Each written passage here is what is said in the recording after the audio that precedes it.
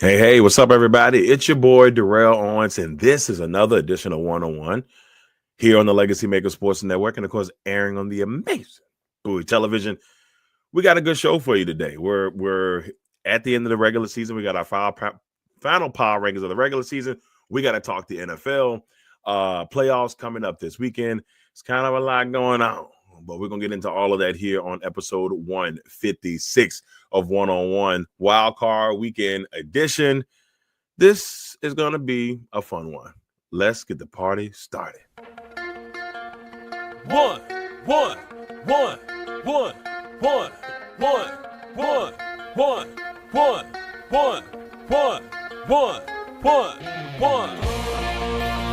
Welcome to the one-on-one. When it comes to ratings, man, we number one. I get the truth, then I give them the scoop. If anybody got a question, I give them the proof. Welcome to the one-on-one. When it comes to ratings, man, we number one. I get the truth, then I give them the scoop. If anybody got a question, I give them the proof. Welcome to one-on-one at Legacy Maker Sports Network.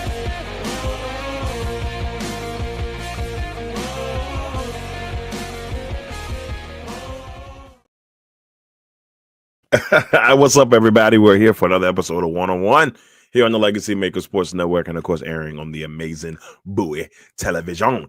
It was a busy week for your boy.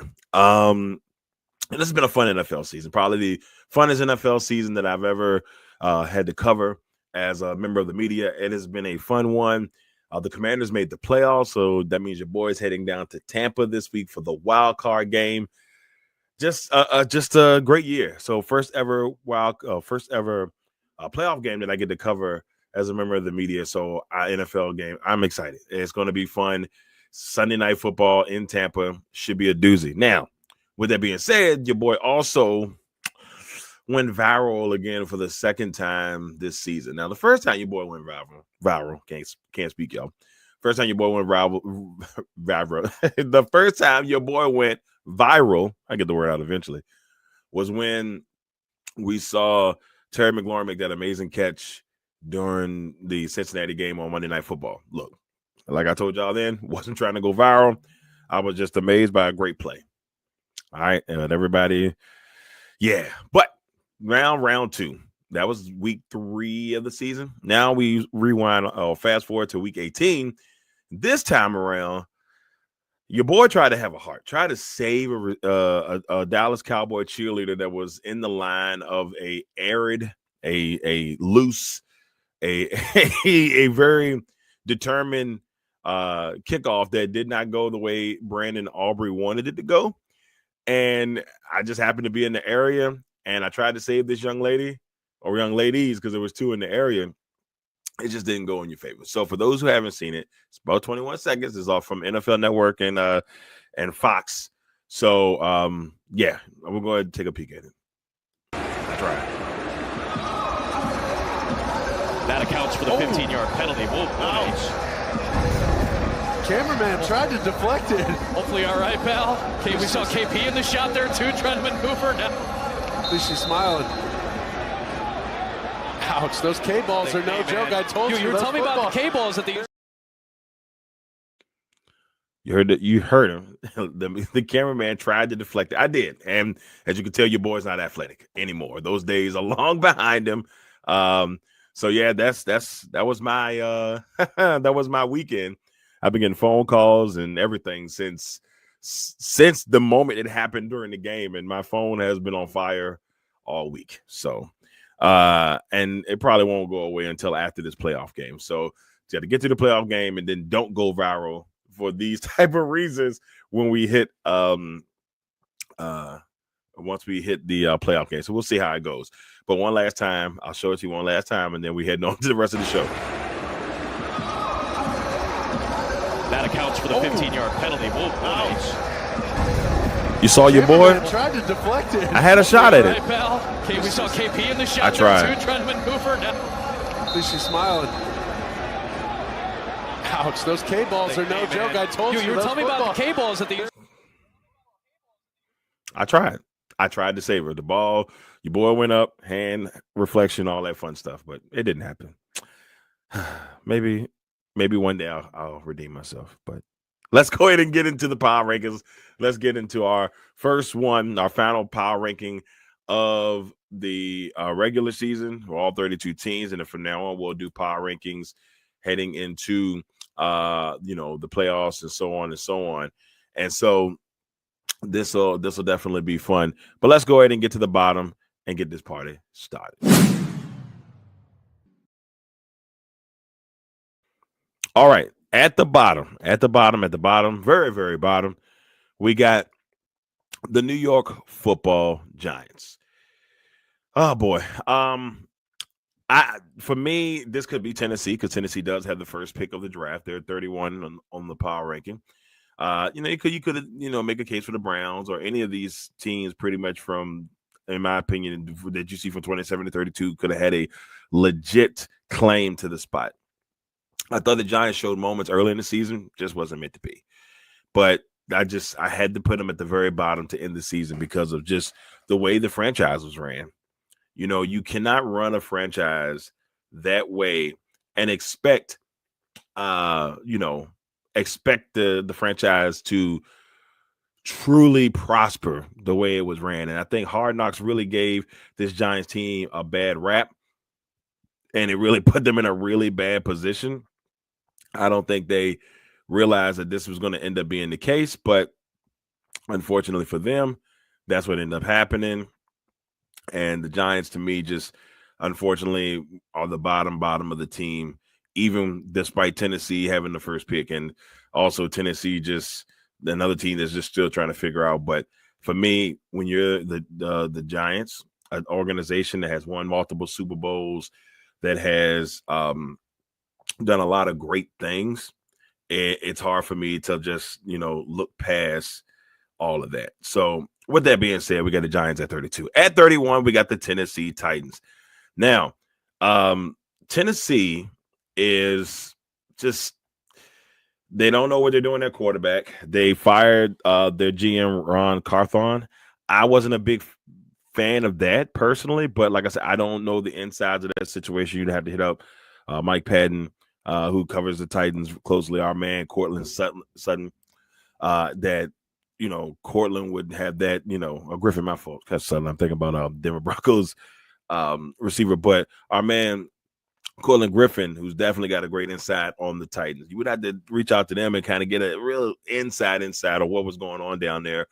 And there was a lot of high hopes. It just wasn't meant to be. At 30, we got the Cleveland Browns, another franchise where there's a lot of questions on who, what, when, where, why, and how it should be and who it should be. It's going to be very interesting to kind of see where this thing ends up and who, kind of just who's going to be, is Deshaun Watson going to be the quarterback next year? Even though they reworked this contract, there's a lot in that. Chubb had dealt with a lot of injuries. Will James Winston be back, who was completely entertaining for this team? They've got a lot to fix.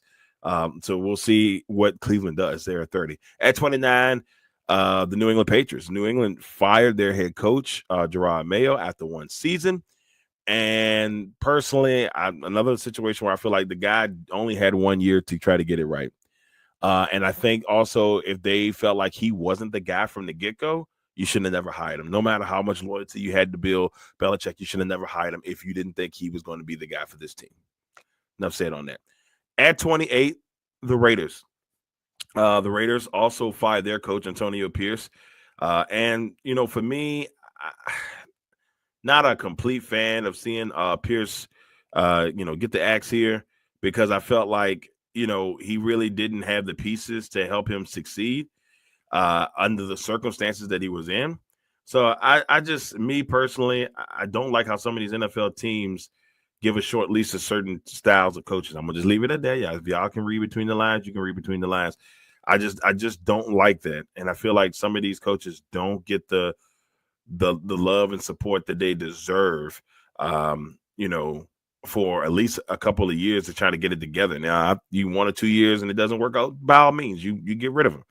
But if that's not the case, you can't keep doing that. It'll just keep destroying the team. At 27, the Jacksonville Jaguars, who also fired their coach. As you can tell, it was a firing spree. It was a firing spree heading into everything. It's just been a crazy, crazy, crazy road. And Doug Peterson, who's a Super Bowl winning coach, gone out the door. And so that's something that they're going to have to definitely, figure out there in Jacksonville. At 26, the New Orleans Saints.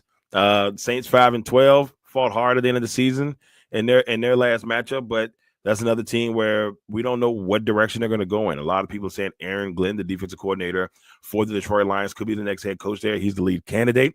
And on top of that, he's a former Saint. So a lot of people are excited, a lot of buzz around Aaron Glenn there in New Orleans.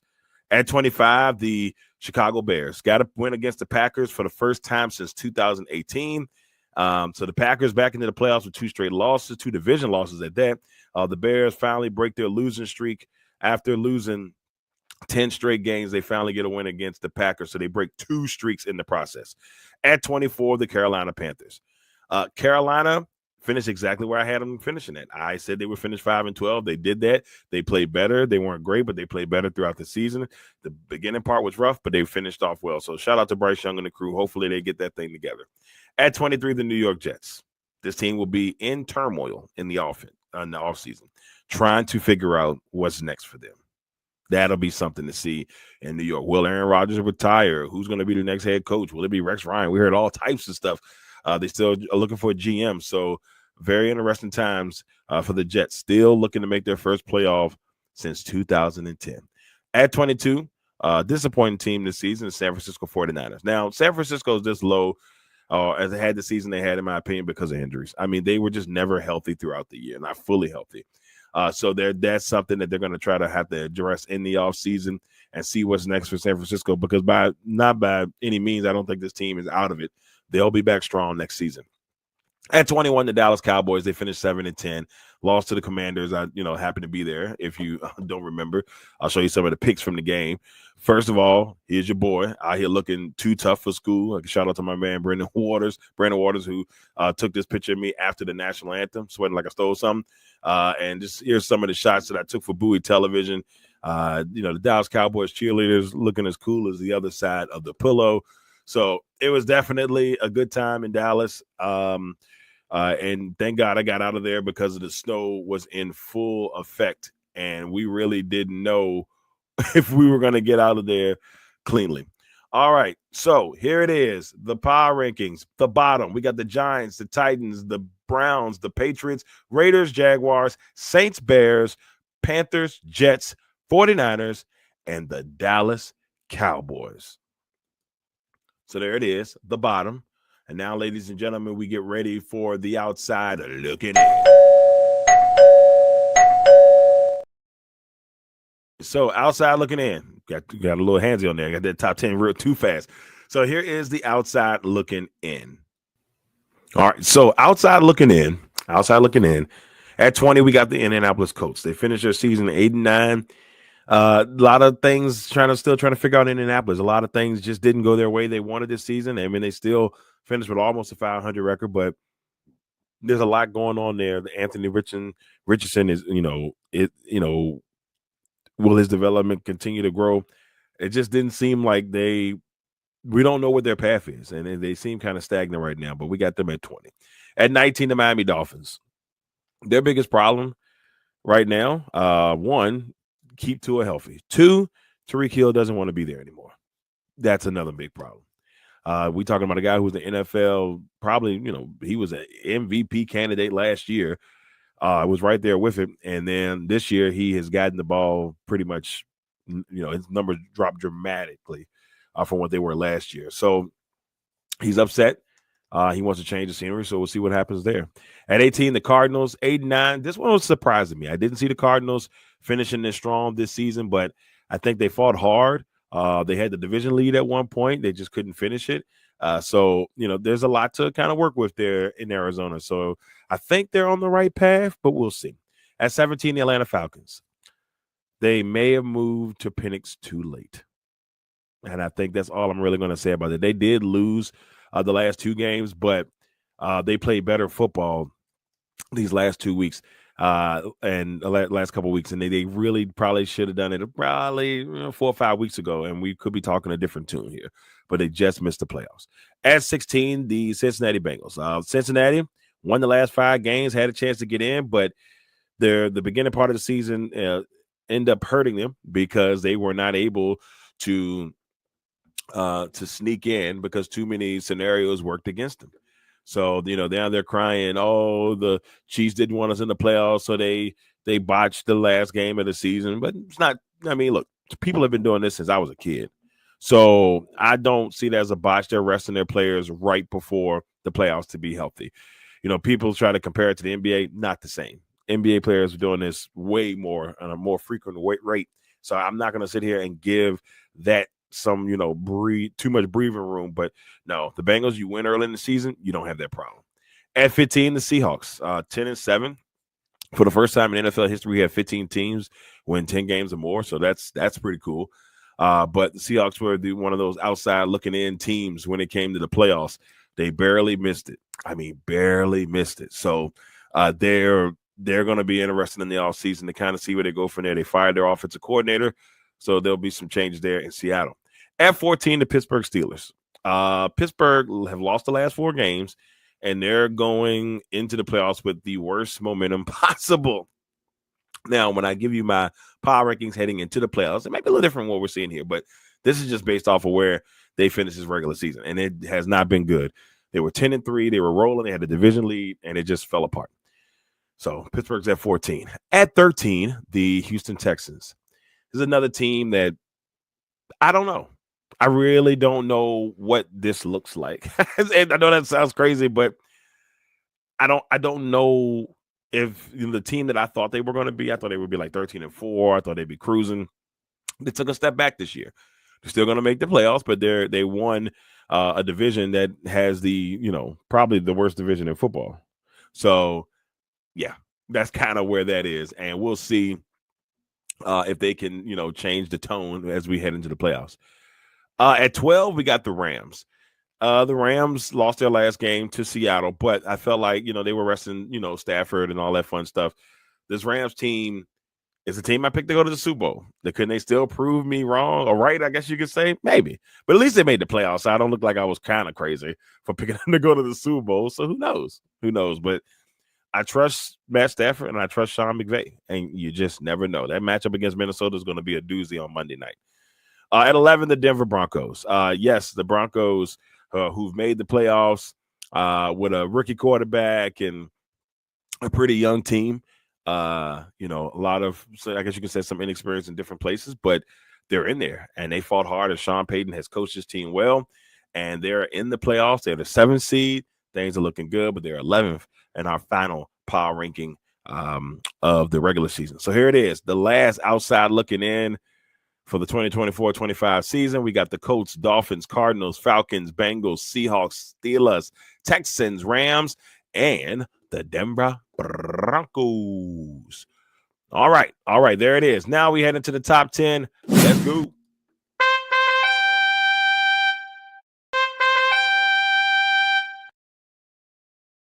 All right, here it is, top 10. At number 10, the Tampa Bay Buccaneers.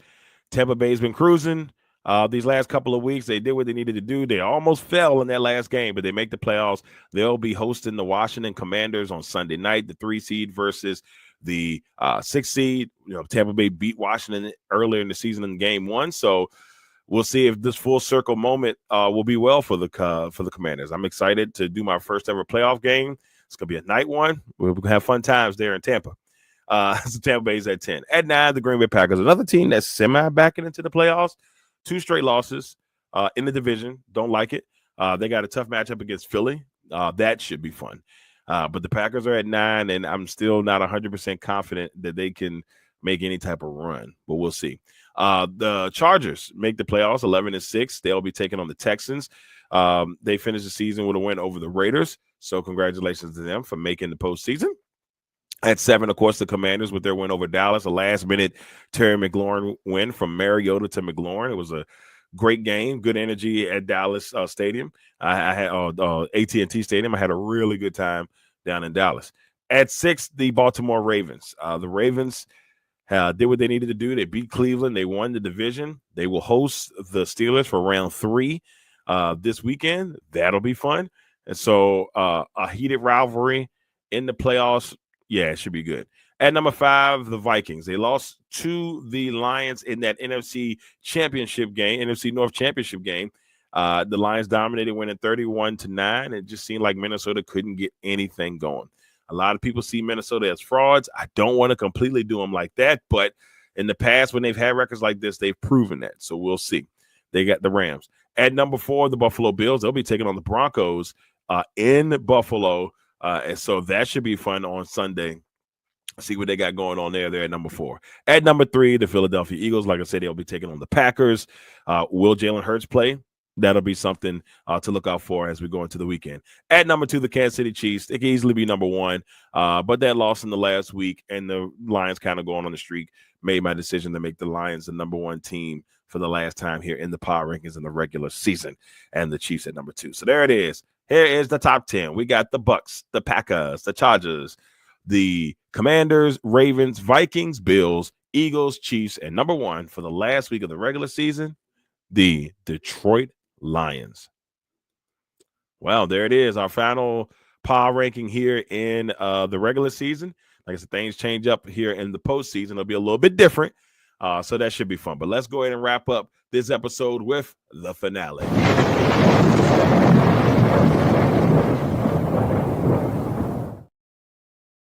First thing we're going to talk about in the finale are Kings of the Gridiron, the last one for the season. Kings of the Gridiron.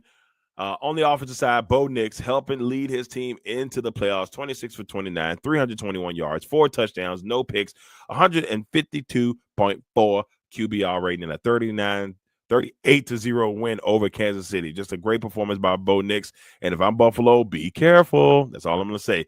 And on the defensive King of the Gridiron, we got Trey Hendrickson, 5 tackles, 3.5 sacks, and a 19-17 win over Pittsburgh, solidifying him with the sack kingship this year. So congratulations to him. Second time this season that Trey Hendrickson was our King of the Gridiron. Now, swinging over to my top 5 MVP candidates, I got Allen at 1, Lamar at 2, Saquon at 3, Goff at 4, and Darnold. I feel pretty strong about this right now. This is where I believe it sits. I think Saquon could have got a little bit higher if he played in that last game and broke the record, but I think this is Josh Allen's war to a win. Then your boys found on regular season record for third straight year, or this is my second straight year of having a good record or improving on the record. I think a couple years ago I went 161, 08, and 2. Last year I went 168 and 101. 104. This year I go 171 and 104. So your boys getting there. Next year we're going to try to break 180. We'll go for 200 next year, but we shall see. Then in our Pick'em Championship, congratulations to Joey becoming this year's NFL Experts Pick'em League champion, beating Cody 12-10. So shout out to Joey, who will be our champion heading into next season. He kept telling me, he said, Darrell, I'm not even trying. Yeah, okay, buddy. Congratulations. You are our champion. Now, my power ranking. This is my power ranking heading into the playoff weekend. Now, at number 1, I got Kansas City. Obviously different than what we had on our regular season power ranking in it. But when the Chiefs are the Chiefs and you're the 2-time defending champions and you're looking for 3, it's hard for me to not have them at number 1. At number 2, the Detroit Lions. Could have put them at 1, but like I said, they still got some things to prove. But I got them at 2. The Lions are going to be dangerous. At 3, the Buffalo Bills. Outside of those 2 teams ahead of them, I think the Buffalo Bills and the number 14, the Ravens, have the strongest chance to win a Super Bowl. But it's going to be tough for both the Bills and the Ravens to get past Kansas City. And if one of those teams beat Kansas City, that team going to Super Bowl. That's just how I feel about that. But Buffalo at 3, Ravens at 4. At 5, the Eagles. The Eagles could be that team that make a run in the NFC. To me, the NFC is wide open. Yes, the Lions are the favorite by far, but I still think it's wide open. It doesn't seem as, oh yeah, that's an easy one for this. I don't see that in the NFC. But the Eagles are number 5, and they got a tough matchup against the Packers this week, and so we'll see if the Eagles can move on there. At 6, we got the Minnesota Vikings. Great record, but can they do it in the playoffs? That's going to be the biggest thing for Minnesota. At 7, the Commanders, 12-5 on the year. Great team offensively at times. Defensively, they've had some good moments, but can they put it all together for 60 minutes, especially against a very tough Tampa Bay team? They're at 7. At 8, the Green Bay Packers, youngest team in football, makes the playoffs for the second straight year. Problem is, are they too young? We'll see. At 9, the Tampa Bay Buccaneers, probably one of the most dangerous teams in this wild card, so watch out for them. At 10, the Pittsburgh Steelers. And this is mostly because of Russell Wilson. He's got the experience. He's a Super Bowl winning quarterback.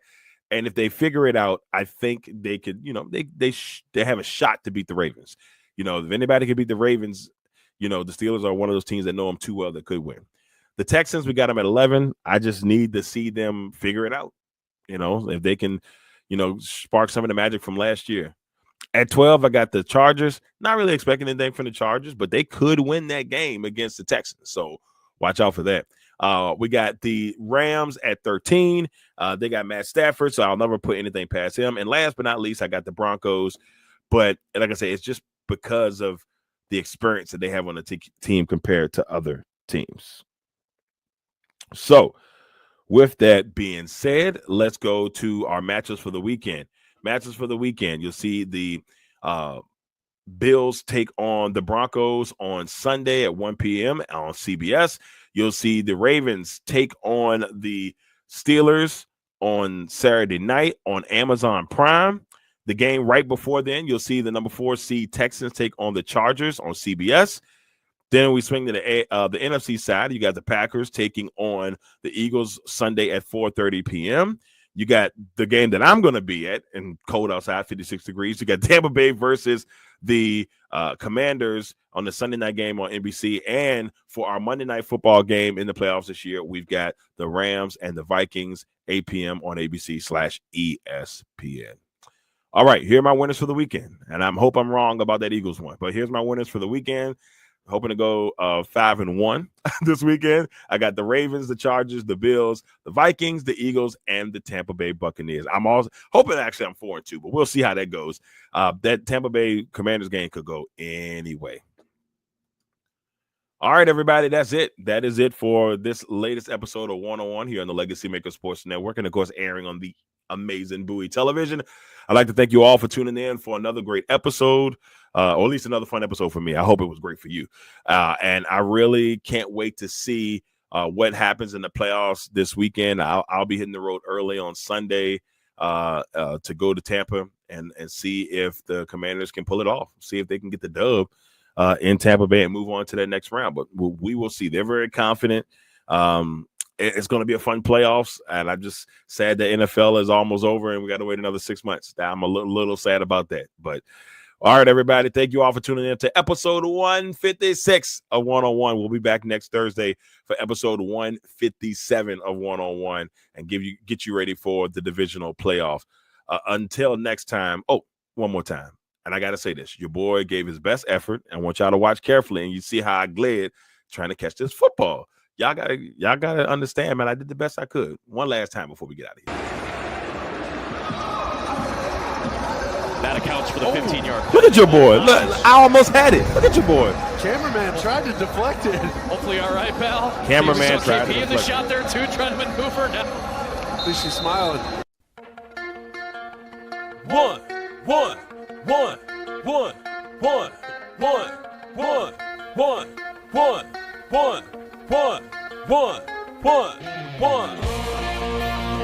Welcome to the 101. When it comes to ratings, man, we number one. I get the truth, then I give them the scoop. If anybody got a question, I give them the proof.